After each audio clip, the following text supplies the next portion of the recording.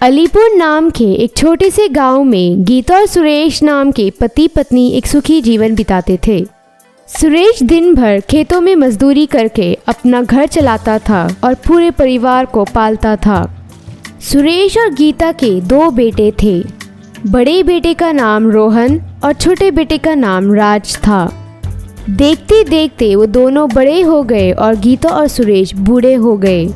हमेशा की तरह गीता सुरेश की खेतीबाड़ी में हाथ बटाती थी। एक बार जब गीता खेत में काम कर रही थी तब कमजोरी के कारण जमीन पर गिर गई। गीता की तबीयत बहुत खराब हो जाती है और डॉक्टर ने उन्हें आराम करने को कहा। क्या हुआ माँ, तुम ऐसा कैसा गिर गई? हाँ माँ, बताओ क्या हुआ? कुछ नहीं बेटा, कमजोरी के कारण चक्कर आकर गिर गई। तुम्हें तो पता ही है बहुत गर्मी पड़ रही है। मैं ठीक हो जाऊंगी, कोई फिक्र की बात नहीं है। कुछ दिन बाद गीता का बड़ा बेटा इंजीनियर बन गया और उसकी नौकरी एक कंपनी में हो गई। गीता और सुरेश ने फैसला किया कि अब उसके बड़े बेटे की शादी कर दी जाए, जिससे घर में हाथ बटाने वाली भी आ जाए। एक बार सुरेश रोहन को बुलाता है। बेटा रोहन, तुम्हारी अच्छी नौकरी हो गई है और तुम्हारी शादी की उम्र भी हो गई है। आजकल तुम्हारे माँ की तबीयत भी ठीक नहीं रह रही है। अगर तुम शादी कर लोगे तो तुम्हारी माँ को मदद करने वाली भी घर में आ जाएगी। ठीक है पिताजी, जैसा आप लोग सही समझे। गीता और सुरेश एक अच्छी लड़की को देखकर रोहन की शादी करा देते हैं। उस लड़की का नाम निर्मला रहता है। बहू निर्मला सास और ससुर के साथ दिन भर गुजारती है और शाम को रोहन घर वापस आता है। सब हंसी खुशी जिंदगी गुजारते हैं। लेकिन कुछ दिनों के बाद बहू निर्मला के व्यवहार में बदलाव आ जाता है। अब उसके अपनी सास और ससुर से बिल्कुल नहीं बनती। एक बार गीता अपनी बहू निर्मला को बुलाती है। बहू निर्मला, बहुत प्यास लगी है, थोड़ा पानी लेकर आना। क्या बात है माँ जी, आपने मुझे फिर से बुलाया? आपको तो पता ही है कि पानी किचन में रखा हुआ है। आप खुद जाकर क्यों नहीं ले लेती? खामखा मेरी नींद खराब कर दी आपने। अगली बार से आप मुझे इस तरह डिस्टर्ब ना करें। ये सुनकर गीता निराश हो जाती है। निर्मला घर का कोई काम नहीं करती थी और वो चाहती थी कि घर का आधा हिस्सा उसके पति को मिल जाए और वो अपनी ज़िंदगी अलग गुजारे। सुनिए जी, मुझे हर रोज़ की किट पिट बर्दाश्त नहीं होती। अब मुझे अलग रहना है।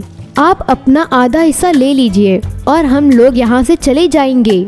ये सुनकर रोहन कहता है, ये क्या कह रही हो निर्मला? हम लोग मेरे बूढ़े माँ बाप को छोड़कर कैसे जाएंगे?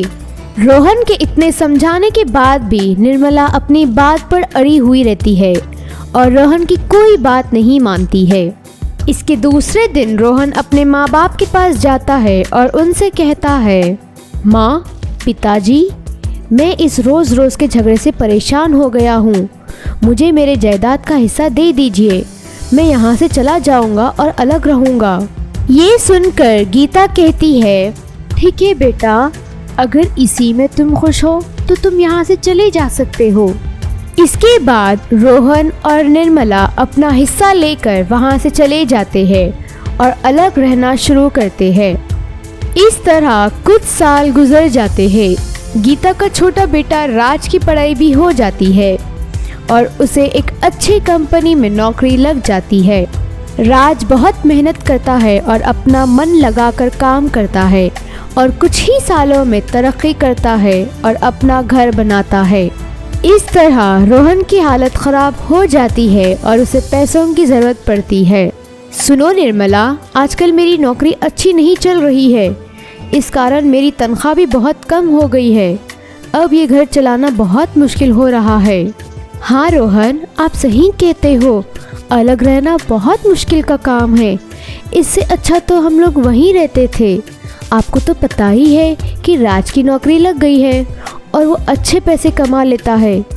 क्यों ना हम दोनों वहाँ जाए और उनसे माफ़ी मांगे और वहीं रह जाए।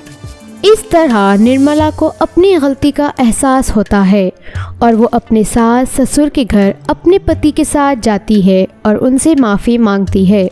माँ जी, हमने आप लोग को छोड़कर अलग रहने का फ़ैसला गलत निकला। हम दोनों आपके साथ इस घर में रहना चाहते हैं। हमें आप माफ़ कर दीजिए और अपने घर में रख लीजिए। अरे निर्मला बहू, इसमें रोने वाली क्या बात है? मेरे घर के दरवाजे हमेशा तुम दोनों के लिए खुले हैं। इस तरह गीता रोहन और निर्मला को माफ़ कर देती है और वो अच्छे से मिलके जीवन गुजारते हैं। इस कहानी से हमें ये सीख मिलती है कि हमें कभी अहंकार में आकर फैसला नहीं लेना चाहिए और हमेशा अपने घर वालों की मदद मुश्किल समय में करनी चाहिए।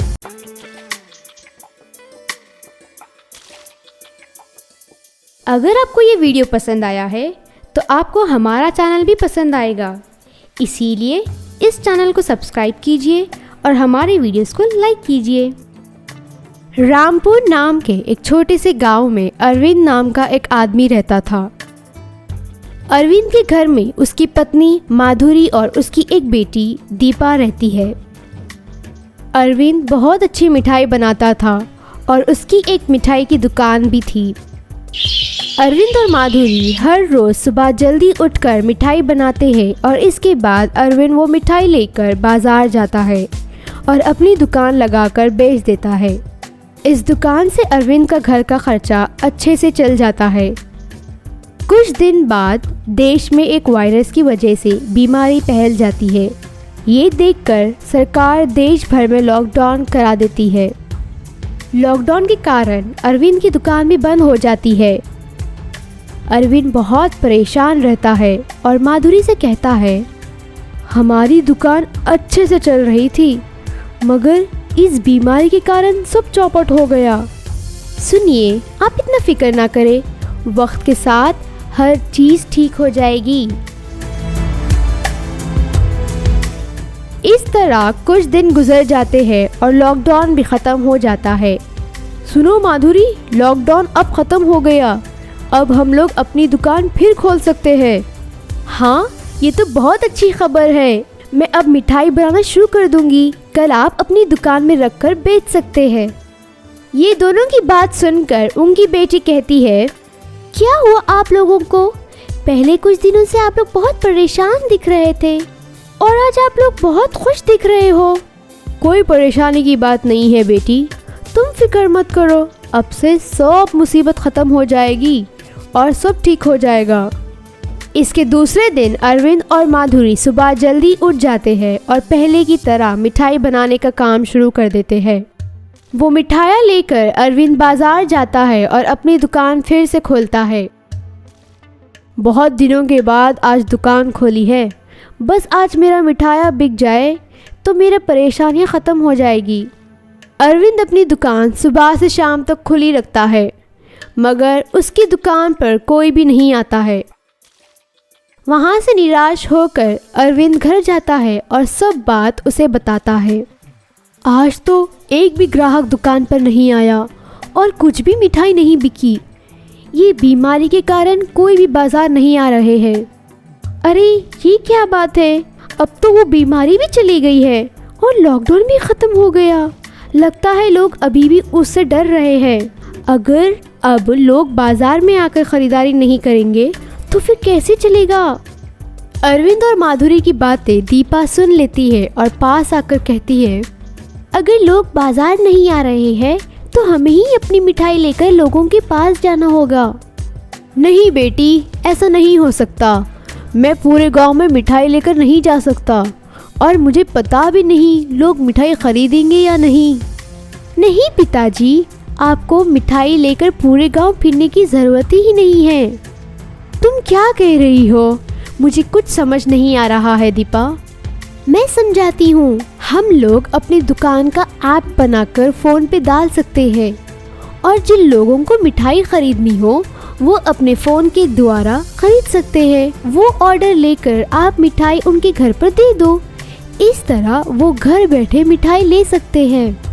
ये तो बहुत अच्छा आइडिया है, हम लोग ये कोशिश भी करके देख लेंगे। इसके बाद दीपा फ़ोन का ऐप बना देती है और अपलोड कर देती है। इसके दूसरे दिन दीपा जल्दी उठ जाती है और मोबाइल पर ऑर्डर का इंतज़ार करती है। तभी उसे मिठाई का ऑर्डर आता है और वो ये बात माधुरी और अरविंद को बताती है। इसके बाद माधुरी जल्दी वो मिठाई बनाकर दे देती है और अरविंद वो मिठाई को लेकर ग्राहक के घर पर दे देता है। इस तरह दीपा लोगों का ऑर्डर फ़ोन पर लेती है, माधुरी वो मिठाई बनाती है और अरविंद वो मिठाई को घर पर देकर आता है। शाम तक होते होते उनकी सभी मिठाई हो जाती है। इससे खुश होकर अरविंद कहता है, अरे दीपा, मैं तो समझा था कि तुम अभी छोटी हो, मगर तुम तो बड़ी समझदार निकली। मुझे अपनी बेटी पर नाज है। इस तरह दीपा अपने माँ बाप की मदद करती है और उनका कारोबार बचा लेती है। अगर आपको ये वीडियो पसंद आया है तो आपको हमारा चैनल भी पसंद आएगा, इसीलिए इस चैनल को सब्सक्राइब कीजिए और हमारे वीडियोस को लाइक कीजिए।